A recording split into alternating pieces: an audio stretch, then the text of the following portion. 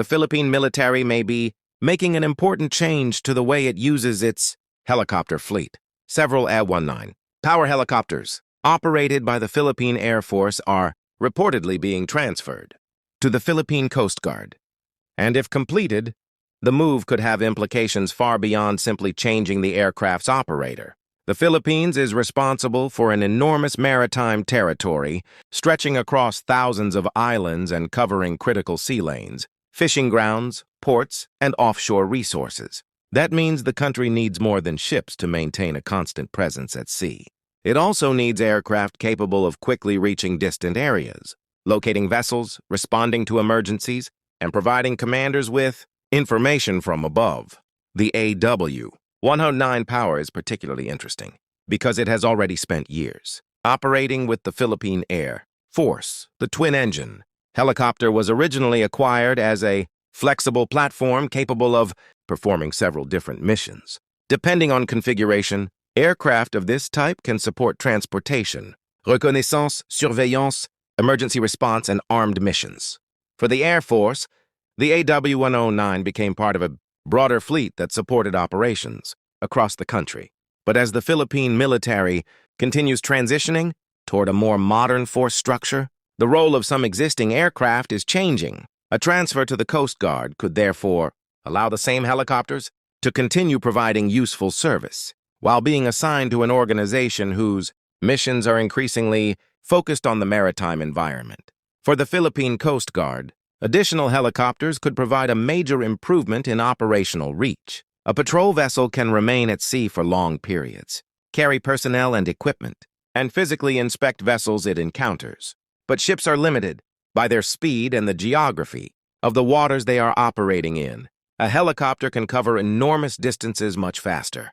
It can investigate a contact, search a large area, locate people in distress, monitor suspicious activity, and send information back to surface vessels. During a maritime emergency, those minutes can make a significant difference. This makes helicopters extremely valuable to an organization responsible for search and rescue, maritime law enforcement, environmental protection, and the safety of people operating at sea. One of the AW109's biggest advantages is its twin-engine configuration. Maritime aviation involves risks that are different from operations over land. When an aircraft is flying far from the coastline, an emergency can become much more serious because there may be limited places to land. Having two engines provides an additional layer of redundancy compared with a single-engine helicopter.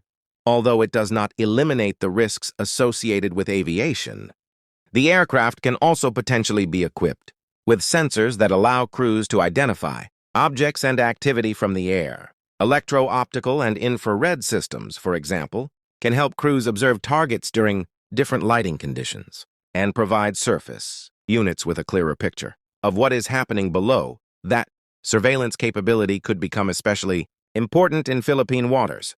The country has one of the largest maritime domains in Southeast Asia, and monitoring such an area is an enormous challenge. A Coast Guard helicopter could be dispatched to investigate a vessel that appears suspicious, locate a fishing boat that has lost communication, search for survivors following an accident, or assist during a disaster affecting coastal communities. Instead of sending a patrol ship toward every incident immediately, authorities could first use an aircraft to determine what is happening. The information gathered from the air could then help Coast Guard commanders decide what resources should be sent and where they are needed most. The helicopters could also become more useful if they are integrated with the Coast Guard's larger offshore vessels. There is a major difference between having an aircraft based at an airport and having an aircraft that can operate from a maritime platform. A helicopter operating from a ship can move with that vessel and extend its surveillance radius far beyond the ship's immediate surroundings. This creates a combination in which the ship provides endurance, fuel, personnel, and equipment, while the helicopter provides speed, altitude, and a much wider view of the surrounding sea. Together, those capabilities can make a maritime patrol considerably more effective. There is another important reason why the transfer makes sense: fleet rationalization. Modern armed forces increasingly try to reduce unnecessary complexity in their aircraft inventories. Every aircraft type requires its own spare parts, technicians, training programs, maintenance procedures, documentation, and supply chain. The Philippine Air Force is already operating and expanding newer platforms, including FA-50 light fighters, S-70I Black Hawk helicopters, C-130 transport aircraft, and other specialized assets. As the Air Force develops this future-oriented structure, continuing to operate, every older platform may become increasingly expensive and complicated. Transferring selected helicopters to another government organization can allow those aircraft to remain useful, without placing the same burden entirely on the Air Force. This does not necessarily mean that the AW109 has become useless to the Philippine Air Force. In fact, the opposite may be true. The aircraft could still have considerable service life remaining, but its greatest value may now come from performing missions that directly support maritime security. Instead of using limited Air Force resources to maintain an older light helicopter fleet alongside newer aircraft, the government could move those assets to an organization where their capabilities match an immediate operational requirement. The Coast Guard, meanwhile, would gain access to an aircraft platform without necessarily having to develop an entirely new helicopter capability from the beginning. The potential transfer also highlights a broader trend within Philippine security planning. National defense is no longer simply about the military operating independently. The Philippines is increasingly developing a system in which the armed forces, Coast Guard, police, fisheries authorities, and other government agencies can contribute different capabilities to the same national objective. The Navy can provide military deterrence and combat power.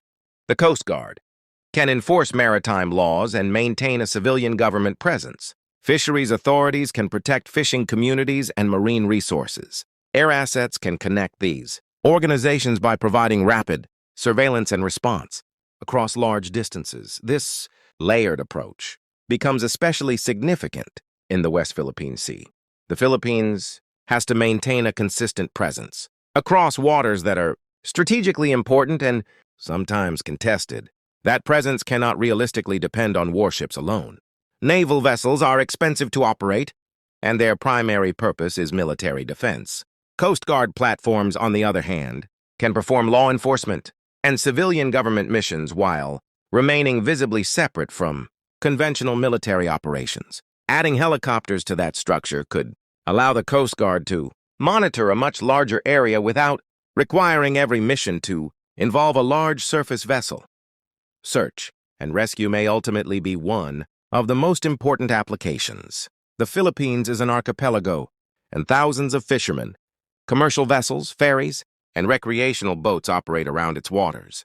When an accident occurs, the first challenge is often finding the people who need assistance. A helicopter can reach an area much faster than a surface vessel and can search from an elevated position. Its crew can identify life rafts, damaged vessels, smoke, floating debris, or people in the water and then guide rescue teams toward them. During typhoons and other natural disasters, helicopters can also support evacuations and deliver emergency assistance when roads and ports have been damaged. Another potential mission is maritime law enforcement. Coast Guard aircraft can help monitor vessels suspected of illegal fishing, smuggling, or other unlawful activity. The helicopter does not necessarily need to physically intercept every vessel. Its greatest contribution may be providing information to the ships and personnel responsible for enforcement. An aircraft can observe a situation from a distance, transmit its findings, and help surface units understand where they need to go. This combination of airborne surveillance and maritime interception can improve the efficiency of operations across large areas of ocean. For the Philippine Air Force, meanwhile, the transfer could support a gradual transition toward a more specialized force. The PAF's future requirements are becoming increasingly demanding as the country strengthens its external defense posture.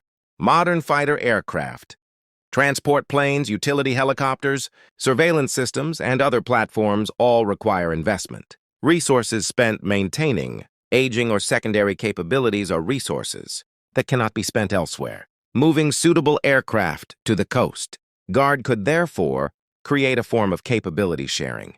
The aircraft continue serving the country, while each organization focuses more heavily on the missions it is best equipped to perform. However, transferring an aircraft is only the beginning. The Coast Guard would need qualified pilots, maintenance personnel, spare parts, training programs, facilities, and operational procedures to keep the helicopters available. Maritime operations can also require specialized equipment and training that differs from land-based aviation. If the AW109s are eventually integrated successfully, the Coast Guard would need to establish a sustainable system capable of supporting the aircraft for years rather than simply operating them temporarily. That includes maintaining the airframes, engines, avionics, sensors, and other mission equipment while ensuring crews remain proficient. The long-term significance of this development, therefore, depends on what happens after the transfer. If the Philippine Coast Guard can successfully absorb the AW109 helicopters, integrate them with its vessels, and maintain them at a high level of readiness, the country could gain a valuable maritime aviation capability without starting from zero. The move could also demonstrate how existing government assets can be redistributed to meet changing national priorities. For the Philippines, this is about more than helicopters. It is about building a connected maritime security system, capable of watching the country's waters, responding quickly to emergencies, protecting Filipino fishermen, and supporting national sovereignty. The AW109 Power may have started its Philippine career as a military aviation platform, but its next chapter could be very different. Under the Philippine Coast Guard, these helicopters could become tools for surveillance, search and rescue, disaster response, maritime law enforcement, and support for vessels operating far from shore. At the same time, the Philippine Air Force could concentrate more of its resources on the modern aircraft needed for future defense requirements. If managed correctly, the transfer could become an example of how the Philippines can make better use of existing capabilities while strengthening cooperation between its security agencies, and as maritime challenges continue to evolve across the Indo-Pacific.